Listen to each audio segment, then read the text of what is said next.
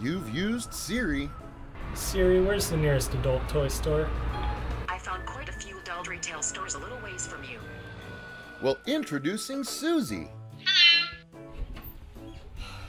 Hello. She's like Siri, but for all those tasks that require a certain special attention. The last time. Susie, where's the nearest place I can find rat poison? Let me get that for you. There are 4 locations nearby. 3 on the grid, 1 not so much. Whenever you're in a tight spot, Susie's there to help. Susie, what's the best way to get a carotid artery stain out of the carpet? Oh, that's an easy one. You just... And she's got all the knowledge you need to complete all of your special work.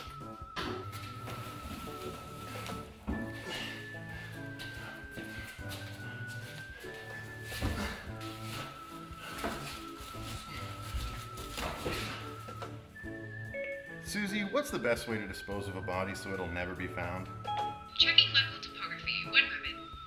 There are 3 viable locations nearby. Would you prefer a traditional burial, water burial, or incineration? Susie, you're the greatest. Aw, thanks. That's right, Susie is Siri, but for psychopaths.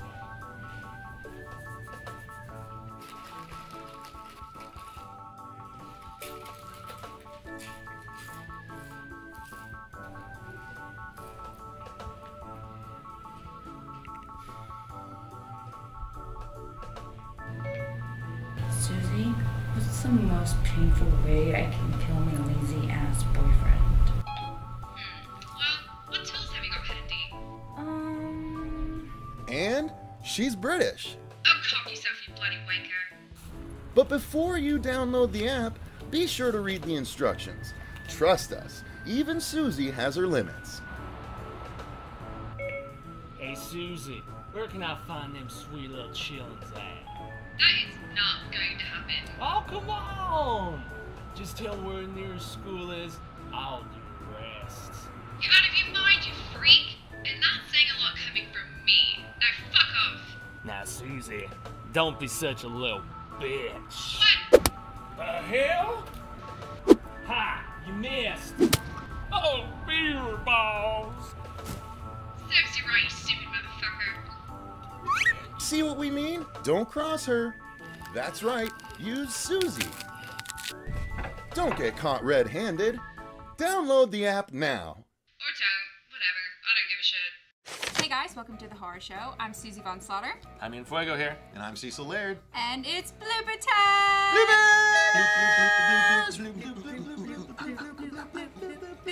Yeah, I'll just spoil mine first and then it'll go to you again.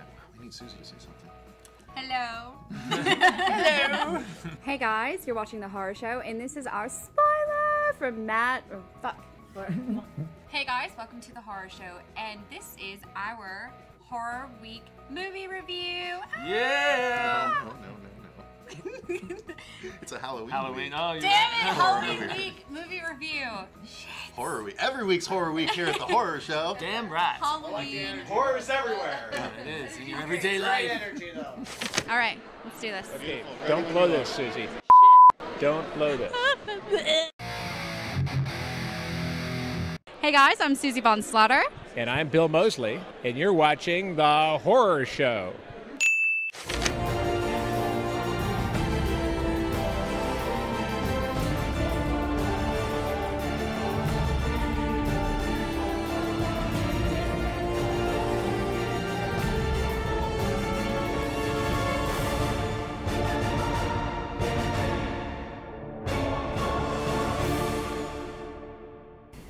I think we Might should as all well. start. I think we should all start with back.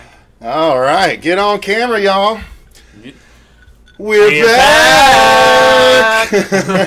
To quote Poltergeist 2, What's up, everyone? I'm Cecil Laird. I'm Jaime Fuego. Hey, what's up? I'm Eric Harrison from the Death Twitch. That's right. We have a guest here for the return of the Horror Show News with Booze I'll be Live. on camera. And we got him a bit of booze, too, so it's going to be fun. Salute, gentlemen. Ah, indeed. Cheers to being back live with everyone once again. Cheers to you guys. What is everybody partaking in? Good point. We both have vodka and pineapple.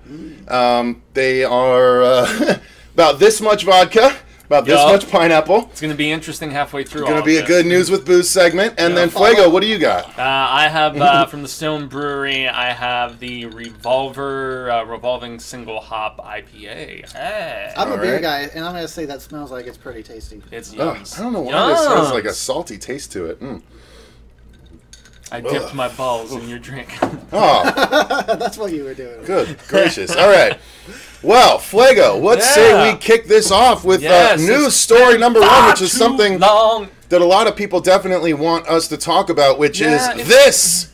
It's heavily debated, man. And did you see Cody Leach's tweet about it? I did. He's like, I like it. I think it looks good. I don't personally think it looks bad. So I don't think it looks that much different than the short-haired Chucky from Cult of Chucky. Yeah, I don't really think so either. So to bring everybody up to speed, despite the fact that Don Mancini is currently developing a Child's Play television series and wants to continue doing further installments, through Universal and stuff, MGM, who owns the rights to the original film, is currently developing a remake of Child's Play, and they have stars attached and everything now. I love Aubrey Plaza. Love me some Aubrey Plaza. She is apparently going to be playing. Calm down a she is little bit. apparently going to be playing the new mother in it. Andy Barclay is she old enough to play a mom already? Jesus, how old am I? That makes me feel old. God, gotta be old.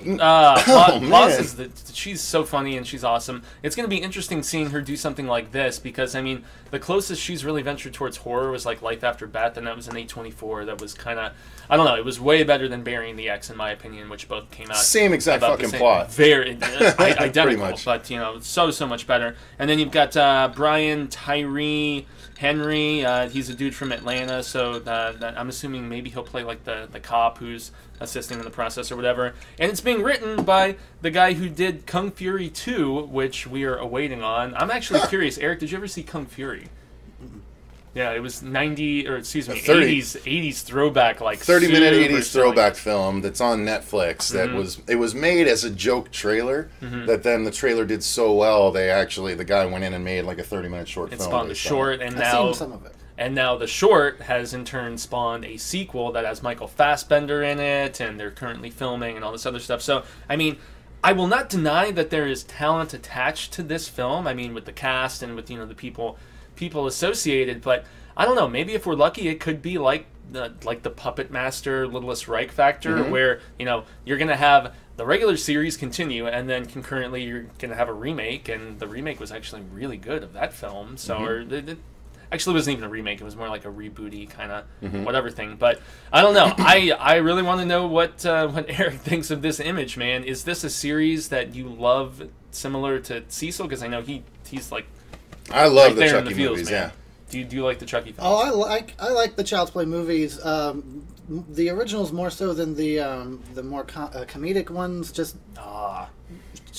they just don't do it for me. But this image doesn't look so shabby, really.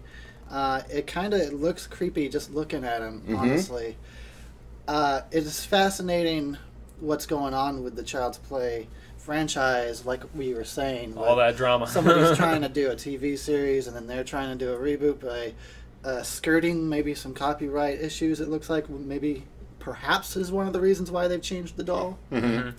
Well, they're changing also the mythology too. They're changing the mythology. According to a report that we read not too long ago, what they're doing is they're making Chucky more of an animatronic that goes wrong. So instead of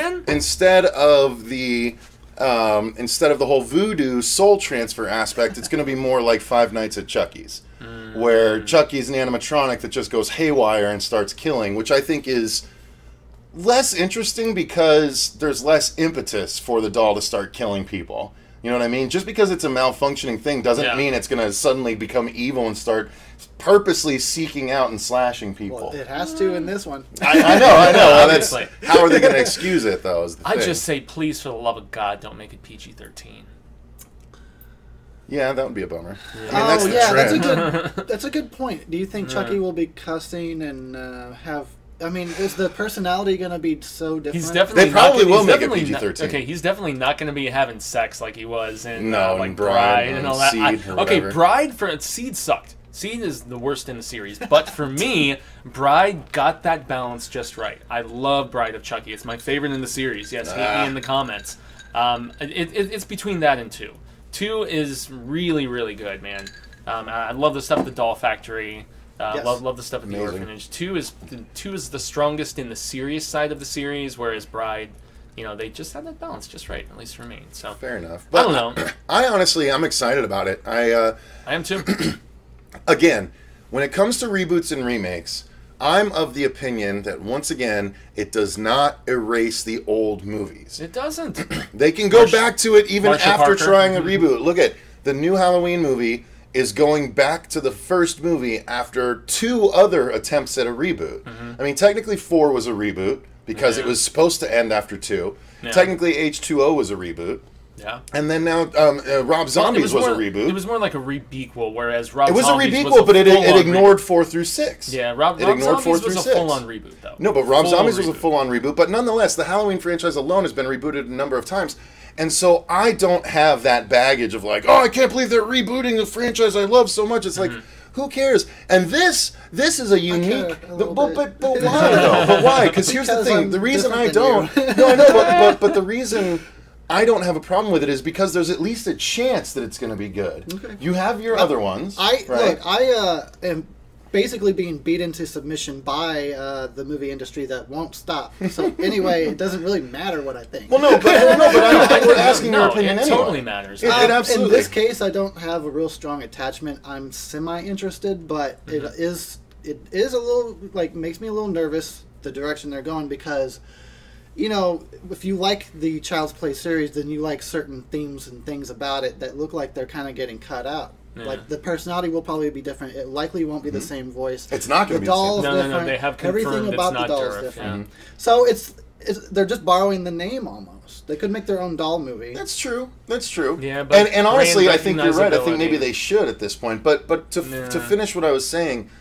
in my opinion, a reboot or a remake, it's not only does it not erase the other ones, but it's a chance at another good entry. If it happens to be good, now you have another entry you can rewatch and rewatch. If it's bad, so you're telling me there's a chance. You don't have to watch it more than one time. You don't have to watch it at all. It's not going to change anything else. Yeah.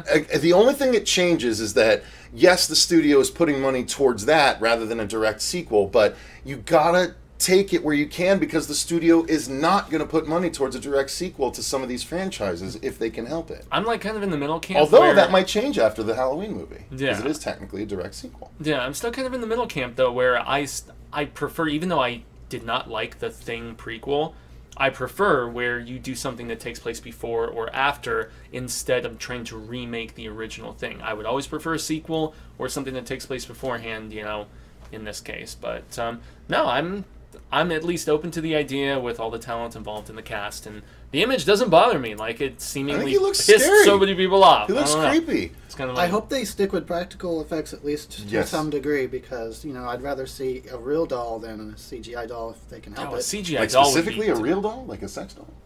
Is that what they're called? Lars and the real girl. Exactly, Lars and the real doll. That's what that was. Yeah. I don't like Godzilla, but that's a good movie. Anyway. I guess we can move on to the next story, but I could talk about this for hours. Yeah. But we'll move on, and we'll get to all of your comments at the end, you guys. We got to barrel through the stories. We learned that when we used to do the news with Poos. Yes, indeed. Next, we tend to meander. Go ahead, Fuego. What's next? Yeah, next is kind of disappointing. Well, not kind of disappointing news. Very disappointing news. I know Marsha had done some coverage of these Telltale games for us previously, and it's like a choose-your-own-adventure kind of thing that was done for The Walking Dead, and they also had various other things, for Batman, Game of Thrones, Batman, Borderlands, look at all the different properties, and you know what? They were developing a Stranger Things one, which has also been canceled now. Yeah, the only thing that Telltale is now completing is the Minecraft Netflix series. Yeah. Of course, but they're only keeping a staff of 25 people. They laid off 222 people. Yeah. They kept 25 in order to finish the Minecraft series. But that's crazy to me that they're literally cutting off the final season of The Walking Dead, which 2 is episodes in. Well, they're not even going to release episode 2. No, they said they are. Oh, they are? They Okay. said they are going to release episode 2, and then that is just going to be the total cutoff. So for everybody who likes Clementine's story so much and wanted to see how it resolves, and Clementine's story, by the way, we interviewed Melissa Hutchinson, who does the voice here on the channel. You can go and check that out after the news. Yeah, plug. There's so much bad mojo with the Walking Dead series right now. There really is. Really have to say. And yet the AMC producers are like, we've got plans for 10 years, guys. Don't abandon us. We got you for the next decade. And it's like, no, guys, you've lost the battle at this point. And even beyond that, they said just recently as well, which we didn't make into a full news story, but they said that they have multiple films that they are planning for theatrical release within the Walking Dead universe. Do people still care that much anymore? No, they don't. Theatrical release? They'll probably go straight to on demand or something. They said theatrical. I don't know. Did you I watch? think they could get away with one Walking Dead movie, and I'll bet it would bring a lot of the people that left the series back to watch the movie. If they did something but like that... not if there were no characters, It's got to surround Michonne or something. Well, I don't know. Maybe if they did like a side story kind of thing that happened between seasons like 3, 4, 5, where the series was really You'd have to bring him you would back. Bring back Andrea, bring back all these people who've Maggie, been killed. That would be awesome. Yeah. In my opinion, bring Glenn back for a little side story. People That'd be awesome. That, people, you know what? Would eat that. That's people actually would not eat a bad that up. Yeah, we've had enough drinks for that to work. Yeah. Andrew Lincoln is leaving. Yes, Sam Power. We know Andrew Lincoln's leaving. Lauren Cohen is leaving. Cohen, Maggie. Yeah. And the way that they framed season 8, how all these people, there was so much uproar initially about how Andrew Lincoln's only going to be in a handful of episodes, Lauren Cohen's only going to be in a few episodes, but the way they framed 7 and 8 with people like Heath and all these others getting their individualized episodes where none of those other characters showed up, they've been running with that framework for a while now, so it's really not that foreign or odd or anything. You've read the comics up to that particular point now. I have not, so I don't know about the time jump and all these things. I haven't caught up on the show, so I can't speak with any knowledge on it. It just arrived on Netflix like today. Oh, it did? I'm going to say, yeah. Okay. So you can catch up on season 8 and yada, yada, yada. I actually will do that now. Yeah, I'm actually planning to do the same. But damn. Yeah, Telltale Games closing is, kind of a bummer because I love those choose your own adventure stories and stuff when I was a kid. I had a Pinocchio one specifically that I thought was super badass, and you could end up like jailed up or I don't know, eaten by monster and not escaping and all these different things. So I was always a fan of that framing device. But well, Eric, I'm guessing you didn't play these games? I've seen some gameplay, but I never played it myself. Okay.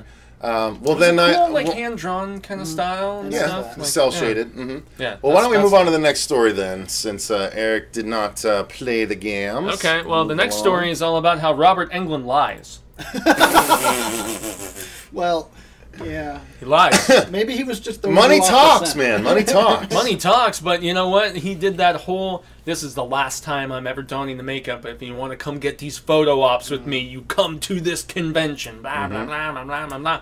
And then lo and behold, yeah, he's apparently donning the makeup again for the Halloween episode of The Goldbergs. That is an 80s themed television sitcom that I have not personally seen, although people have beaten me over the head to sit down and give it a chance. Apparently one of the kids watches A Nightmare on Elm Street and starts having Freddy dreams. And so we're going to see Freddy popping up in his nightmares. And I'm like, that's actually a really cool idea if you could ever accomplish that with I might watch franchise. Oh, I absolutely will watch that episode. That does sound interesting. I'm curious how much he'll actually wind up being in it and how much it'll be. If they're going to pay him to do that, it's going to be enough to utilize it. I would hope he was, at least once a segment. So first segment, second segment, third segment. He'll appear in every segment. You would assume, though, that he filmed it all in one day. And one would assume. Yeah, exactly, because he hated putting that makeup on. That's why he didn't want to do the role anymore. Well, yeah, he would do it like that. So is it just supposed to be a single episode, or is it something you think might... Yep, it's a single Halloween thing. Oh, right, the Halloween thing. Because I was, in my mind, I was thinking, look, this kid could have nightmares once in a while and just have a Freddy thing happen. They'll just like record a bunch of them. Just sprinkle them through the season. Yeah, the episode is apparently called Nightmare on Elk Avenue, which is, I'm assuming that's where this weird family lives and stuff. There's a video and a promo photo. And the interesting thing about the promo photo, which is not the one that we have pulled up here, it's that same promo shot from Nightmare 1 where he had his arm around Nancy, and it's, it's the same kind of deal with. I'm assuming that's the mom, maybe. Yeah, on the show? I'm guessing it's the mom as well. That's not. It's like a crackhead. I got the close-up version of it. Well, hang on. Nonetheless, There, yeah, here. that's. He looks good, and yeah. So he's got the arm around her, and the makeup looks spot on. It makes me wonder who they brought on to actually do it. If it was anybody associated with the series priorly. Makeup doesn't look spot on. Look at the seam around his eyes. No, I mean That's, it looks that's good. pretty. That's pretty bad. Everywhere that's else, pretty but bad around seam. the eye. Because Yeah. Okay, the eye is the only part. He I had think everything else looks stipulations good. about coming back and doing this makeup again. Yeah. And one of them was like, "Hey, for these promo shots, I don't care about how." Yeah, it looks you don't around need my to have eye." fucking. Yeah, I'm not going to sit for an extra hour and a I half just to know, make sure like, my eye that's looks good. what it was. Well, I have to say, how much did they pay him to do this? I wonder. I'm sure. Oh, $1 million. No, not a million. You don't think so? No. Half of that? I'd say maybe 100,000. Well, there's certain clowns on TV who make like $1 million an episode for stuff like Big Bang Theory. And Yeah, all but that sort that's of shit, not but- the same. $1 million for a guest star? They're stars. They're not guest stars. Okay, well, I'd say maybe half. That I'd for say him. no. I'd say they probably gave him $100,000. We're never gonna know the actual answer. Oh, I know, but it's fun to speculate sometimes. So. All right, well, let's move along. Speaking of more speculation, so I'm going to jump to the second half of this story just for the sheer fact that... Second half of this one? Yeah.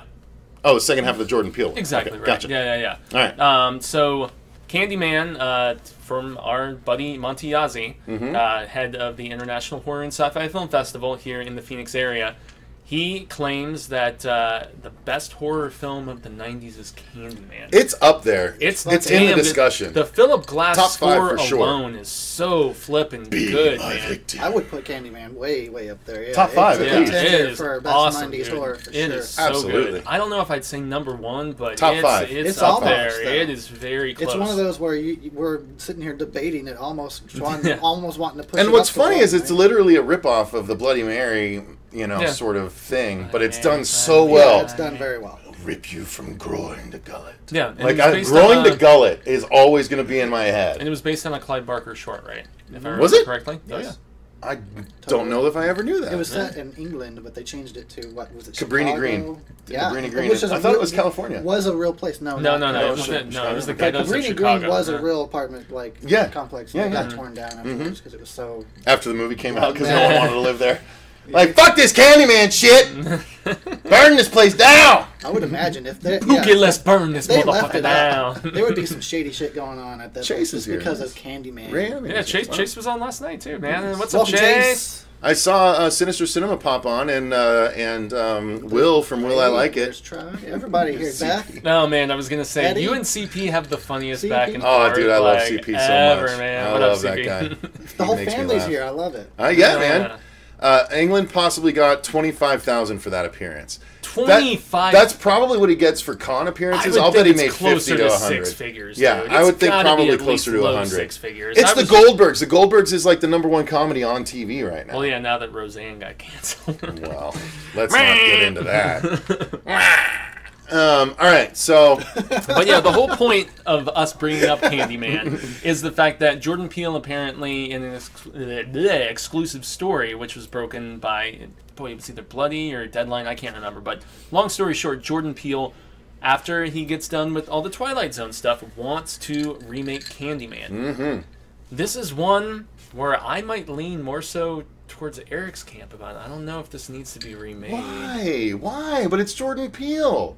Yeah, I mean, Get Out was really good, but it was more. He could add so many more layers to it. It was more of the comedic variety, though, dude. And I mean, Candyman was super serious.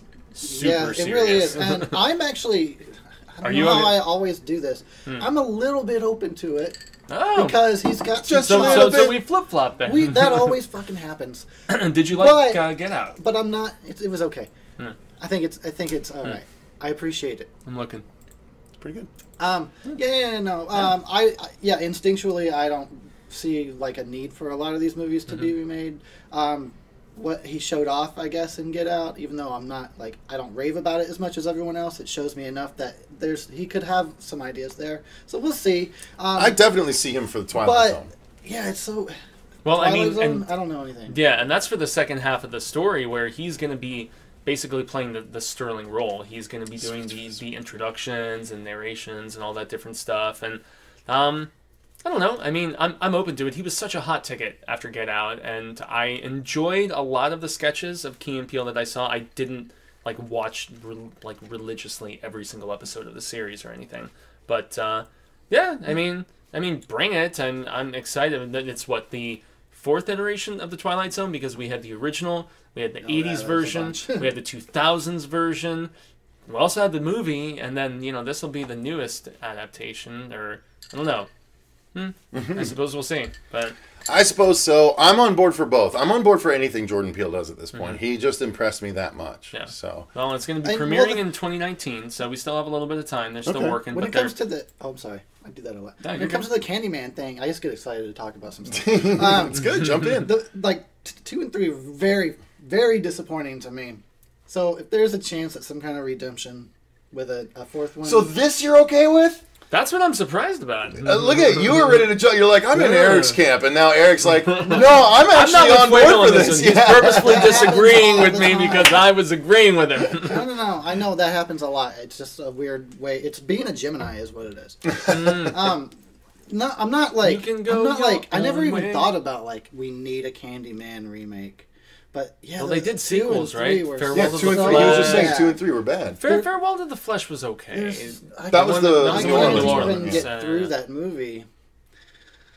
Yeah. And Candyman, that was in the era where they would make straight to DVD sequels. The second one went The second one was always a departure, but the third one was always redoing the first one after a fashion. I can't remember if that was the case for Candyman. I know that was the case from the From Dusk Till Dawn movies. Sometimes they come back. When it was Sometimes They Come Back for More, that was just the first movie redone. Sometimes they come back again. Sometimes they come back for more was the third one. That's what I'm saying. The third one was oftentimes redoing what they did in the first one. Again, the third From Dusk Till Dawn was just redoing the first one, but in a different era. Well, yeah, that was like the straight up cowboy one. And yeah, that's what I'm saying. Like Tremors breaks the mold because 4 did the same thing. It's the same as 1, except in the Old West. I actually enjoyed From Dusk Till Dawn 3 way better than Texas Blood Money. I thought Texas Blood Money sucked. That's what I'm saying. There was this weird trend where the third, like the second straight to DVD sequel ended up being better than the second one, and a lot of times. I don't know why it was, but it's a phenomenon that merits, I think, deeper diving. Honestly, I actually think it was the same case with Mimic, if I remember too. Right. Yeah. Same era. Yeah. Same era. Yeah. I'm telling you, like there's this videos, man, popping up in the blockbusters. It makes this weird. There was this weird correlation where the third one was always good because it trended more towards the first one, and the second one that always tried to depart and take the whatever out of its environment never did as well. No. It's very strange. Anyway, sorry. Eric, any final thoughts on the Jordan Peele Twilight Zone or Candyman? Yeah, no, I don't know. I'm not like, I don't need to see it. It doesn't need to exist, but I guess the hands that it's in makes me feel a little bit interested in what he would do. Cool. And I would be curious. I guess they're not bringing back Tony Todd, I would imagine. Oh, I would love if they did, but it would be hard to do at this point. It would be. Look at how young he looks in that, though. He doesn't even look like the Tony Todd I know now. Dude follows me on Twitter. It's awesome. Yeah, it would be weird having him back all these years, decades later, I guess. I know we don't try to answer like questions or comments or anything, but Chase did bring something up, which is a little important to mention, is that Peele is not presumably directing this project of Candyman. Just producing. He is actually going to be producing and then handpicking a director, which I think might make a little bit more sense because, it'll be with his sensibilities. If he's handpicking them, yeah. Yeah, exactly. Somebody who's a little bit more horror-centric maybe, because Get Out, while it did balance the humor and the horror really well, I don't know. I just don't know if his sensibilities are completely on. I wouldn't want any humor in it. Me neither. I wouldn't want any, man. I mean, Candyman was serious as fuck. It really was. So, and that was one thing that made it so haunting, and that's why I appreciated it so much. I mean, like I can not say that about very many movies, but Candyman scared the shit out of me. Wow, that's awesome. Yeah. All right, well, let's move on to the next story, guys, and that is for video gamers in the audience. Yeah. So not so much for Eric. I'll just listen. Yeah. So this is further confirmation about ongoing rumors that Netflix is in active development of a Diablo animated series. Oh, it's animated. Which stokes me so very much. Rated R animation is always rated good. R animation, with man. Castlevania on the rise. Castlevania, yeah. And, makes sense. And those couple episodes, well, I watched them and they were okay. Like we watched that season 2 like trailer, and it looked the second so season dope. is supposed to be dropping in the next like 3 or 4 days. Oh, I know. We have to get ready for that. So, I played a little bit of the first Diablo on console. It was okay, but Diablo 2, I spent maybe a year of my life, if not longer, necromancing it up, man, with my golems and my skeletons and, various others and stuff like that. I don't know if, I know Eric didn't play it, but did you play any Diablo? I didn't play any of the Diablo. I watched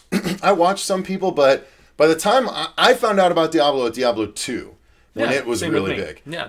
And I didn't have the computer to put it on and stuff like that, so I didn't get into it. And then Diablo 3 came out, and I never played World of Warcraft, but I always loved the cinematic trailers that they would put out for the World of Warcraft expansions, and they did the same thing with Diablo when Diablo 3 came out, and I was like, oh, that looks so cool. But I've never been a huge online multiplayer gamer. Yeah, it's and that it seems MMO like it hangs kind of on that. thing. Yeah, it definitely does. And I mean, I don't know, there was such a great story mode in Diablo 2. I'm kind of a faker. I never played Diablo 3. As much as I love Diablo 2, played a little bit of the first Diablo, I don't know. I just never got into it. But I feel like the mythology is so rich and so cool. And I like medieval, that swords and sorcery and demons and goblins and types of craziness, whether it's in my metal music or, whether it's, literature and stuff that I read and stuff like that. Eyes of the Dragon, Stephen King, so good. I have to mention Stephen King at least once. Because surprisingly, there's not after a single 3 months, there's not a single Stephen King story. This week. So weird, so weird. Well, I mean, there was some casting news for Dr. Sleep, but nothing no one cares really about casting news. Yeah, nothing too big. So I don't know. R-rated Diablo video game series. What do you guys think? I think it's a badass idea. And apparently, the writer of Hellboy, Andrew Cosby, Cosby, I should say. Oh, Cosby. Ooh. Let's go with Crosby. Yeah, let's reframe. Let's Reframe his name. But animated Netflix R-rated awesomeness. What they did with Castlevania with Ari. God, what's that guy's name? Shankar. Ari Shankar. Oh yeah, Adi Shankar. Adi Shankar. Yeah. Interesting guy. Yeah. But makes great product. Produces great Dirty stuff, Laundry, dude. the Power Rangers thing, and then he's behind Castlevania too. and he did the Venom short actually. Yes, he did. What was it? Truth and Journalism. Yes, it was a really good one. All right, well let's move on to the next So, story yes, before we go. Now a lot of people Diablo. are going to love this one because Are they they are now? big fans of John Carpenter. I've I never mean- been the biggest Prince of Darkness fan. I have actually never seen Prince of Darkness. I watched it once Hate again me today. 20 years ago. We are going to be recording our commentary and review for Halloween 3 tonight, and I haven't seen that in 20 years. Same thing goes for Prince of Darkness. Haven't seen it in 20 Love years. Season of the Witch, man. I've seen some bits and pieces of Prince of Darkness, but I've never sat down and cognizantly watched it as an adult since getting involved in this show, obviously. So, but there's that iconic image of the woman's face melting off or whatever the hell it is. So, and I know Pleasance is in it. I watched Cody Leach's review of it, so I'm familiar because of that. Okay. But even the stuff he was Shout talking out about, to I was the like, Lone that Wolf. happened? That happened? That happened? I need to rewatch it all. Eric, do you have memories of Prince of Darkness? Not a lot. I've watched it one time after hearing praise for years and years, and it didn't really click with me, but I feel like I would give it another shot. Sometimes movies, you go into them and you think you know what you're going to be watching, and then it turns out, oh, this is a different story and tone altogether than what I was expecting. So now that I know, maybe I'll have a different experience, but I didn't understand why everybody likes it, but it was just one watch and I'd give it another shot. I had the same reaction when I watched it 20 years ago. Because everyone was like, Prince of Darkness! And I watched it and I was like, it's about... Okay. Well, I mean, it's about the devil, right? It's about Lucifer. But yeah, ultimately, but by way of crazy science. Science, very science. Science be praised! Science and ooze. Okay. Science be praised. I'll crush your skull like a clam on my tummy. So it's a very interesting pick for a new series about Prince of Darkness. It's not like... Of all the beloved properties of his, right? It's interesting, that they latched onto that of all Carpenter properties. Why not go with The Thing? That would be pretty fucking interesting. Yeah, I agree. There's a lot of things you could do with that. Come on, guys, Well, you they hearing did this? Well, they did a video. They did a video game sequel. The Thing TV where series would be dope. Yeah, where they more or less, where they more The or video less. game? Were you talking about the Thing? The Thing Yeah, video I game played where that they game. where It they was awesome. confirmed. Well, they didn't completely confirm, but they pretty much did Who Was the Thing of the final two and I stuff. And guess ironically, and ironically, they hinted that it was in fact Mr. Russell, which Really? I thought was kind of interesting. So, Yeah, you know, I think good video game though, damn good video. they're game. trying to strike while the iron's hot. Carpenter's come back, but with his music career and his movies being remade, and Halloween, of course, there's a lot of hype going on for Carpenter, and they just chose an interesting one. I'll say interesting because at least they didn't go with the most obvious damn thing. You know? True, true. All right, well, let's move on to the next story, Fuego. Man. And Eli Roth. Yes, if indeed it does History end of up coming to horror. be, it's going to be on Shudder, peeps. So Okay. look forward to that. Speaking of other Shudder stuff, not Shudder stuff, other horror stuff on the televisions, Eli Roth has been putting together something for a while, which also our buddy James Cameron did.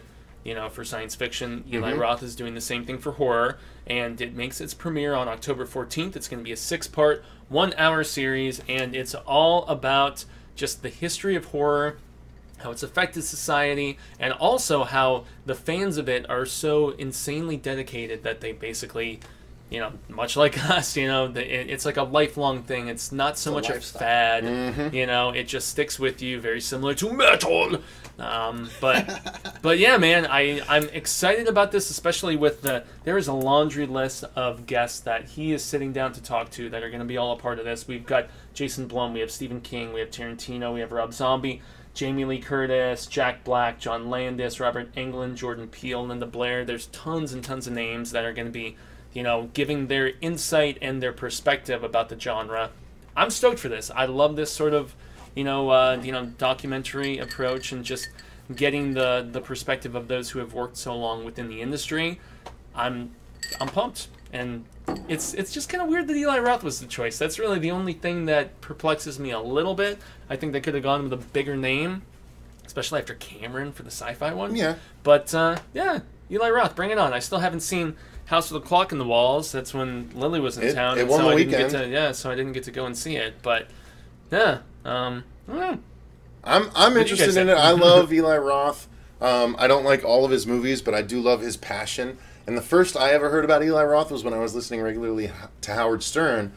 Eli Roth was actually an intern on the Howard Stern show. Even before Cabin Fever? Why does that not surprise me? Before Cabin, he wrote Cabin Fever outside of Howard's green room, like while guarding it.